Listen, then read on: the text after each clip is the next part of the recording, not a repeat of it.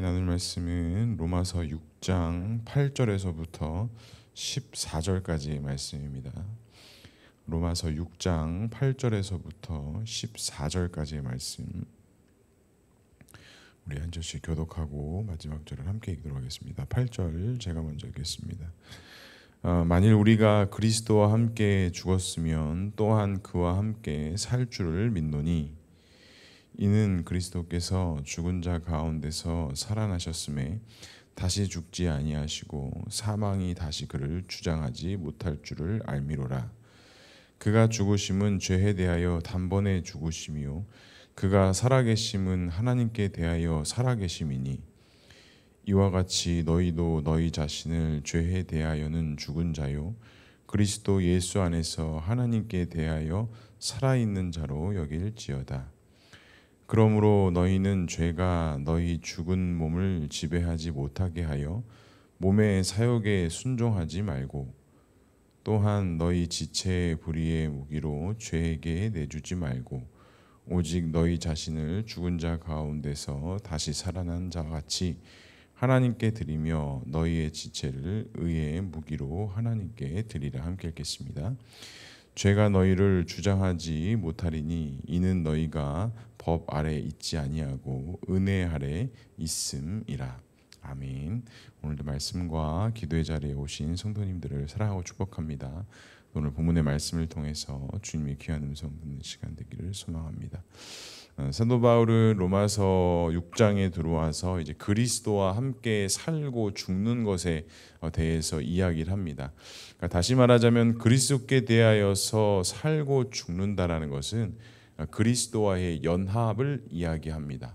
저희가 어제도 온전히 합하라라는 말씀을, 우리 사도 바울의 어떤 그런 정신을 말씀을 같이 나눴는데, 사도 바울이 보면은 항상 그의 서신과 모든 말씀들이 그가 강조하고 있는 것을 보면 성도와 성도 간의 연합이나 어떤 다른 것의 하나됨은 결국에 궁극적으로는 그리스도 예수와 얼마만큼 하나되고 연합되어지느냐, 다시 말하자면 그리스도의 죽으심과 그리스도와의 그 부활에 우리가 얼마만큼 동참되어지고 그것 가운데 연합되어지느냐가 바울이 말하고 있는 이 그리스도와의 연합, 온전히 합하다라는 그 뜻을 가지고 있는 것입니다. 그러니까 결국에는 그리스도와의 연합은 그리스도를 중심으로 하여서 나의 어떤 삶과 나의 믿음의 어떤 큰 축을 이루고, 또 그 그리스도와의 연합을 통해서 나의 부족함과 연약함을 그리스도의 능력으로 다시 보완하고 세워 온전한 신비로운 그 믿음의 삶을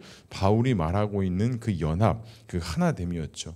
그리고 오늘 우리가 읽었던 말씀에 보면 그리스도와 연합에 대해서 또한 무엇이라고 이야기하느냐, 8절에 이렇게 말씀합니다. 만일 우리가 그리스도와 함께 죽었으면 또한 그와 함께 살 줄을 믿노니, 그리스도와의 죽음과 우리가 하나 되고 연합됐다면, 즉 우리가 그리스도의 죽으심으로 말미암아 구원받은 하나님의 백성 자녀가 되었다라고 한다면, 그가 죄의 사망 권세를 이기시고 부활하신 그 부활과도 우리가 연합되어져야 한다라는 것입니다.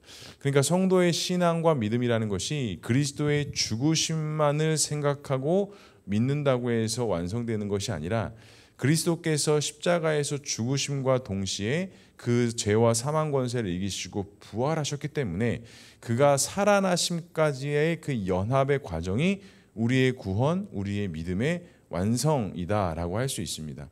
결국에는 우리의 진짜 믿음의 힘은 십자가에서 죽으신 것으로 끝나는 것이 아니라 십자가에서 부활하셔서 살아 역사하시는 그 하나님의 은혜의 길까지 우리가 가야 한다라는 것. 그래서 우리가 십자가 죽으심에 대해서는 참 묵상을 하지만 우리가 부활 신앙에 대해서는 그렇게 많이 묵상하지 못할 때가 있습니다.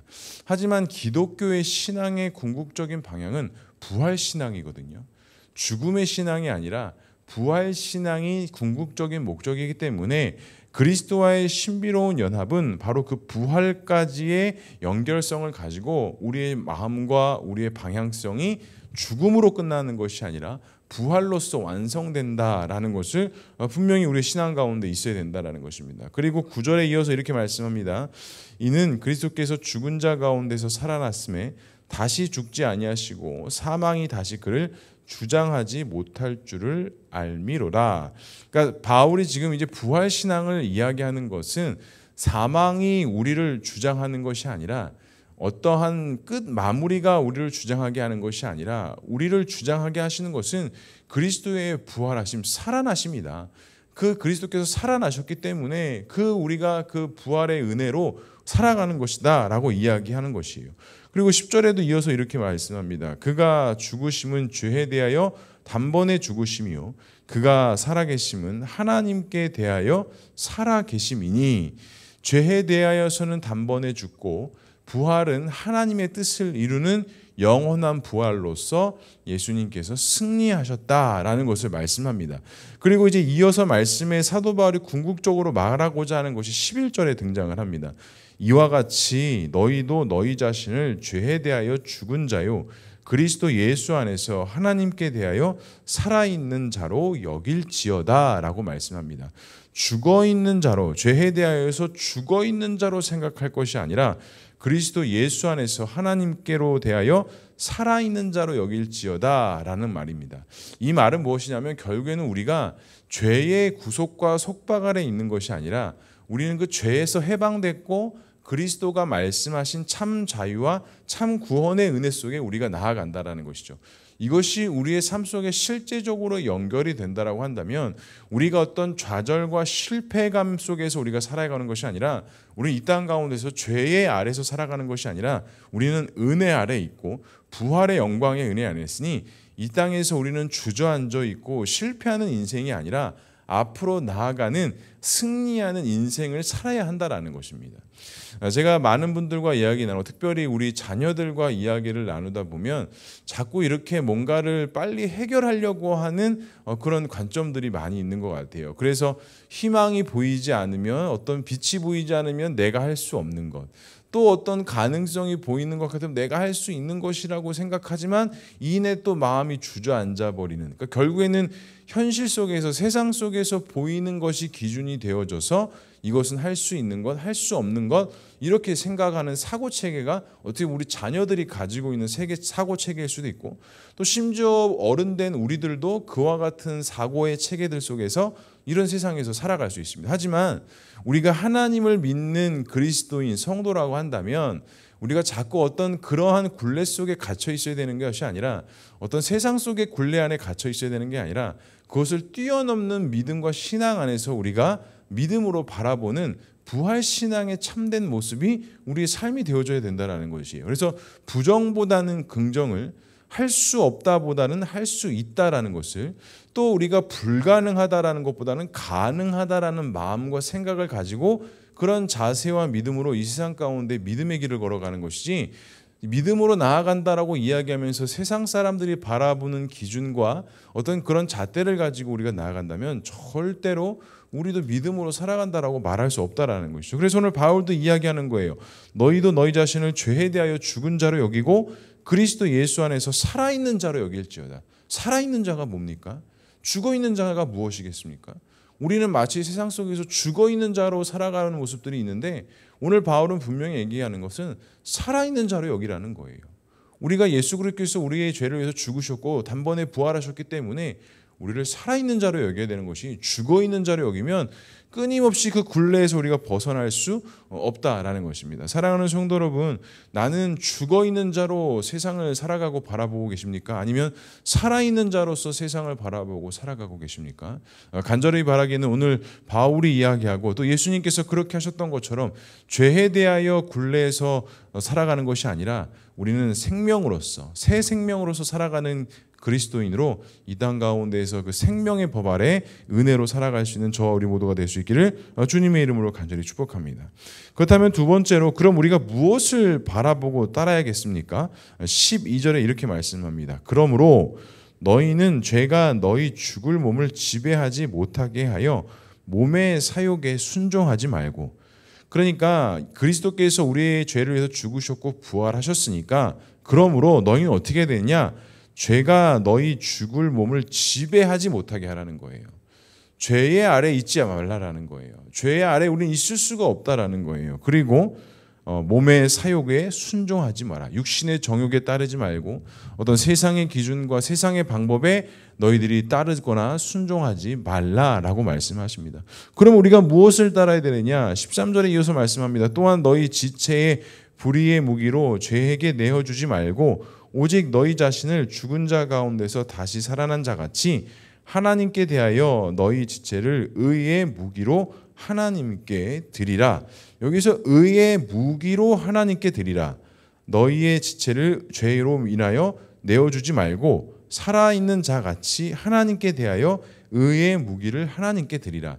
여기서 이제 의의 무기라고 한다면 뭐 여러 가지들을 말할 수 있습니다. 근데 무엇이 의의 무기냐라는 것에 대해서 우리가 집중하기보다는 어떻게 했을 때 우리가 가진 것을 의의 무기로 하나님께 드릴 수 있냐라는 것입니다. 그런데 오늘 바울은 그 말씀 속에 어떤 힌트를 주냐면 죄에게 내어주지 말고 죄에게서 내어주지 말고 오직 살아계신 하나님께 드리며 너희 지체를 의의 무기로 하나님께 드리라. 그러면 우리가 살아있는 자로 하나님께 드리는 것은 그리스도의 죽으심과 그 부활의 신앙의 믿음 안에 있을 때 우리가 가지고 있는 그 어떠한 것도 하나님 앞에 의의 무기로 내어드릴 수 있다라는 거예요. 결국에는 그리스도 안에 있을 때 우리의 모든 것, 우리의 지체된 모든 것이 하나님께 의의 무기로 내려드릴 수 있는 것이지 그리스도 안에 있지 않은 채 그 어떠한 것도 우리가 하나님께 내어드릴 수 없다라는 것. 즉 그리스도 안에 있지 않다라고 한다면 우리는 결국에는 죄에게 내어주는 것이고 그리스도 안에 있을 때 우리가 내어놓는 것이 하나님께 내어드리는 의의 무기, 의의 열매가 될 수 있다라는 것이 바울입니다. 그리고 마지막 14절에 사도 바울은 정리로 이렇게 이야기합니다. 죄가 너희를 주장하지 못하리니 이는 너희가 법 아래 있지 아니하고 뭐 아래 있다라고 말씀합니까? 은혜 아래 있다라고 말씀합니다. 그렇습니다. 우리가 은혜 아래 있기 때문에 이것이 가능한 겁니다.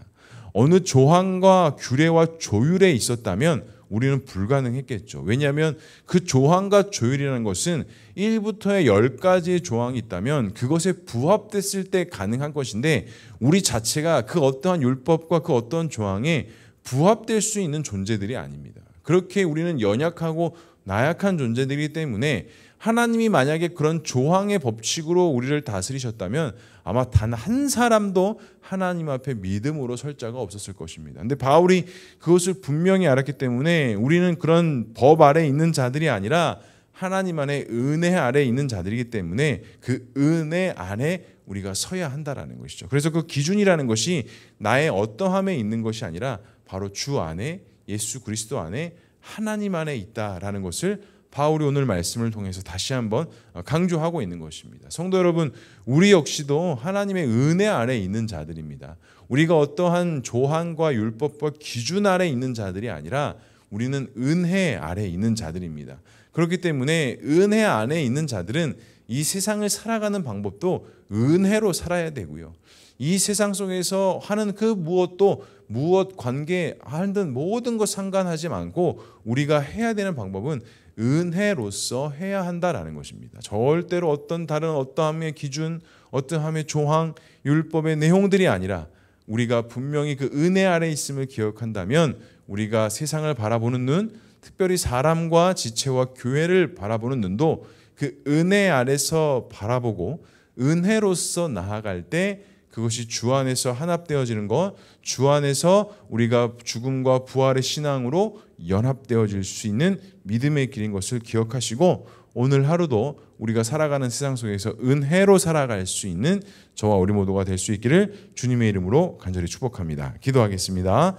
사랑과 은혜가 충만하신 하나님 아버지, 우리가 율법 아래 있지 아니하고 은혜 아래 있음을 다시 한번 고백하고 다시 한번 믿음으로 바라보며 나아갑니다. 세상을 바라보는 눈이 정말 세상의 정욕과 세상의 기준의 눈으로 바라보는 것이 아니라 하나님의 말씀의 법과 은혜로서 바라볼 수 있는 믿음의 눈을 갖게 하셔서 우리의 삶도 또 우리의 인생도 이 세상도 우리의 교회와 공동체도 하나님의 주시는 그 은혜와 섭리 속에 믿음으로 나아가는 우리 모두의 믿음의 삶, 우리 모두가 될 수 있도록 주님 역사하여 주시옵소서. 오늘 하루도 그와 같은 믿음으로 살아갈 때에 주님의 도우심의 은혜가 있게 하시고 하나님께서 인도하시고 이끄시는 그 역사하신 가운데 순종함으로 나아가는 우리 모두가 될 수 있도록 주님 역사하여 주시옵소서. 우리 교회를 붙잡아 주시고 우리 성도들과 지체를 붙잡아 주시고 우리가 이 모든 것들을 통해 주님의 영광을 나타내고 주님의 소망을 나타낼 수 있는 귀하고 복된 자의 삶이 될 수 있도록 주님 역사하여 주시옵소서. 또한 우리 가운데 많은 기도의 제목 가지고 나와 기도합니다. 기도하고 간구하는데 주님의 도우심과 역사하심이 있게 하시고 또 우리 가운데 있는 연약함과 나약함을 놓고 기도하오니 특별히 육신의 연약함 때문에 기도하고 있는 우리 귀한 지체들 온전한 회복과 주님의 도우심의 은혜가 있을 수 있도록 주님 인도하여 주시옵소서. 하나님께서 함께 하실 것을 믿사오며 이 모든 말씀 예수 그리스도의 이름으로 기도합니다. 아멘.